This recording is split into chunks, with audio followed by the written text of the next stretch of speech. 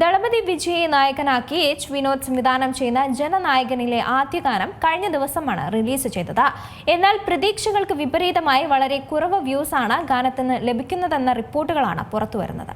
Cinema പ്രേമികളേറെ പ്രതീക്ഷയോടെ കാത്തിരിക്കുന്ന Tamil super താരം ദളപതി വിജയ് നായകനായി എത്തുന്ന അവസാന ചിത്രമാണ് ജനനായകൻ. വിജയുടെ രാഷ്ട്രീയ പ്രവേശനത്തിന് മുൻപുള്ള അവസാന ചിത്രമാണ് ജനനായകനെന്നാണ് റിപ്പോർട്ടുകൾ. 2026 ജനുവരി 9 പൊങ്കൽ റിലീസായാവും ചിത്രമെത്തുക. പൊളിറ്റിക്കൽ ആക്ഷൻ ത്രില്ലറായി എത്തുന്ന ചിത്രം എച്ച് വിനോദാണ് സംവിധാനം ചെയ്യുന്നത്. മാത്രമല്ല സാങ്കേതിക മികവ് കൊണ്ടും വൻ താരനിര കൊണ്ടും ചിത്രം സമ്പന്നമാണ്. സിനിമയിലെ ആദ്യ ഗാനം കഴിഞ്ഞ ദിവസം പുറത്തു വന്നിരുന്നു. എന്നാൽ പ്രതീക്ഷകൾക്ക് വിപരീതമായി വളരെ കുറവ് വ്യൂസാണ് ഗാനത്തിന് ലഭിക്കുന്നതെന്ന റിപ്പോർട്ടുകളാണ് ഇപ്പോൾ പുറത്തുവരുന്നത്. ദളപതി കച്ചേരി എന്നാണ് ഗാനത്തിന് നൽകിയിരിക്കുന്ന പേര്. പുറത്തിറങ്ങി 24 മണിക്കൂർ കഴിഞ്ഞപ്പോൾ വെറും 14 മില്യൺ വ്യൂസ് മാത്രമാണ് ഗാനത്തിന് നേടാനായതെന്നാണ് വിവരം. അതേസമയം കഴിഞ്ഞ വിജയ് ചിത്രമായ ദി ഗോട്ടിലെ വിസിൽ പോട് എന്ന ഗാനം 24 മണിക്കൂറിൽ നേടിയത് 24 മില്യൺ വ്യൂസാണ്. പതിവ് പോലെ ദളപതി കച്ചേരിക്ക് ആരാധകരെ പ്രീതിപ്പെടുത്താൻ കഴിഞ്ഞില്ലെന്നാണ് സിനിമ അനലിസ്റ്റുകൾ പറയുന്നത്. എന്നാൽ ഗാനത്തിന് ഒരു വിഭാഗം പ്രേക്ഷകരിൽ നിന്ന് വലിയ സ്വീകാര്യത ലഭിക്കുന്നുണ്ട്. അനിരുദ്ധ് പ്രതീക്ഷകൾക്കൊത്ത് ഉയർന്നില്ലെങ്കിലും വിജയുടെ പെർഫോമൻസ് കൊണ്ട് ഗാനം നന്നായി മാറിയെന്നും കമന്റുകളുണ്ട്. നിലവിൽ ഗാനത്തിന് യൂട്യൂബിൽ 35 മില്യൺ വ്യൂസ് ആണുള്ളത്.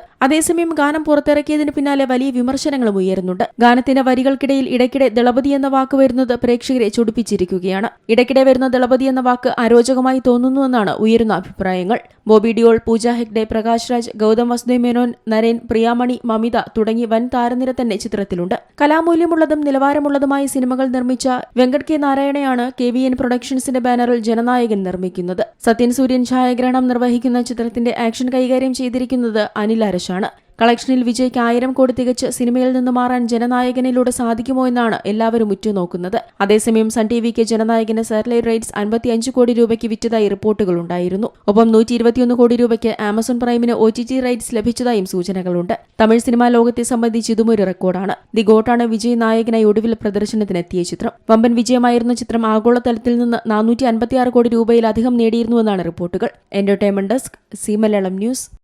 ഏറ്റവും പുതിയ വാർത്തകളും വിശേഷങ്ങളും വിരൽ തുമ്പിലറിയാൻ സി മലയാളം ന്യൂസ് എല്ലാ ഡിജിറ്റൽ പ്ലാറ്റ്ഫോമുകളിലും ലഭ്യം.